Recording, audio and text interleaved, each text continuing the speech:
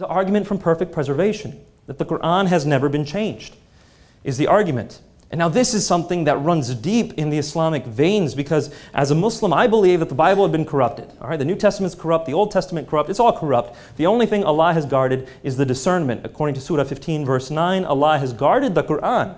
This one has been unchanged. It's perfect. Once again, when we study the early Islamic sources, we find that to be false. I'll give you a few ways to look into that. First, you can look into it through the manuscript evidence. We've seen portions of certain manuscripts that have been published, for example, portions of the Yemeni manuscripts, the Sana'a manuscripts, and we find differences between that and the modern Quran. That's not my main point. You see palimpsests, such as Fogg's palimpsest, which contains within it writings from what seems like Ibn Mas'ud's Quran. We'll talk about that in just a moment. But that's been washed out and a different text has been written over it. That's not my main point either. My main point is that you look at the earliest Islamic records and you see Muslims, not just random Muslims, but the Muslims who had been entrusted with the protection of the Quran, arguing with each other over what goes into it and what does not. Where do we start seeing this? Well, we start seeing it in Sahih al-Bukhari, Volume 6, Book 61. The entire book is a collection of how the Quran came together. In it, you see phrases like, well, I'll give you a key one first. A key one is Muhammad said, if you want to learn the Quran, go to these four men.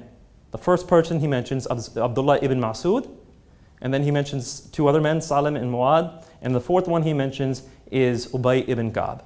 So if you want to go to the Quran, learn from these four. Two of them are Abdullah ibn Mas'ud and Ubay ibn Ka'b.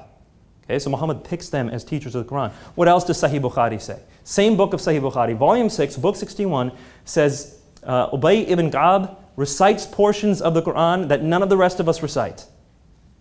He's a teacher of the Quran. He recites portions of the Quran that none of the rest of us recite, and when asked not to, he says he will not leave it for anything whatsoever, because he heard it from the mouth of Muhammad.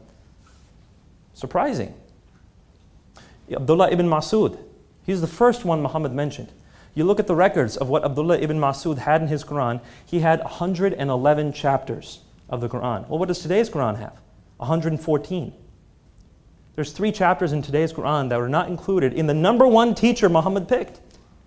What does Abdullah ibn Mas'ud say about those 3 chapters? He says these are Hadith Qudsi. These are revelations, sure, but they're not Quran. These are just prayers. What about the other guy, Ubay ibn Ka'b? What does he say? He says, Abdullah ibn Mas'ud, you're wrong, and Uthman's Quran is wrong. It's 116 chapters. There's 2 more that should belong in here. These are the most trusted men with the teaching of the Quran, and they disagree with today's version of the Quran. The historical record points to this. The early Islamic records point to this. There's a lot more, by the way. Sahih al-Muslim actually says in hadith number 4434, I believe it is.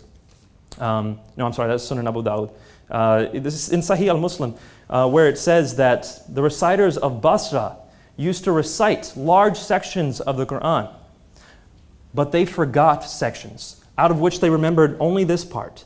And they would recite portions out of large sections they had forgotten. Those are not found in the Quran today. Now, some people argue those have been abrogated. It doesn't work. For those of you who know the law of abrogation, this does not fit one of the 3 types of abrogation. It doesn't work. It's simply lost. So you have the early Muslims arguing over these things. You have records saying portions are lost. You cannot, once again, objectively conclude that the Quran has been perfectly preserved. Again, you can defend it. As a defensive position, sure, defend it all you want. And I'm not up here arguing that the theology has been changed. I'm not arguing that. I think the early Muslims did an excellent job of preserving their theology. I'm just talking about the verbatim preservation of the Quran. There's no good reason to believe that once you look at the earliest sources, unless you're coming at it from a defensive angle.